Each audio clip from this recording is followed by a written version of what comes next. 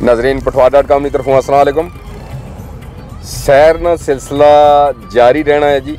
साल आ साल तू कोशिश रहनी है कि असां जिथे भी जाइए जाने या वापसी पर तुसां वास्ते ज़रूर सैर ना तोहफा आनी है जी। आज तुसां सैर कर सो जी। असां इस्लामाबाद तो वापस अचने से हमें PWD तो स्याला पुला तक की सैर तुसां ने खिदमत पेश करने पे जी। उम्मीद है कि सारे दोस्तों अहबाब जितने भी जिथा भी रहने पे जी जेडे काफ़ी अरसे तू इन्हां चीज़ों तो दूर है वो इसने तो महसूस हो सन।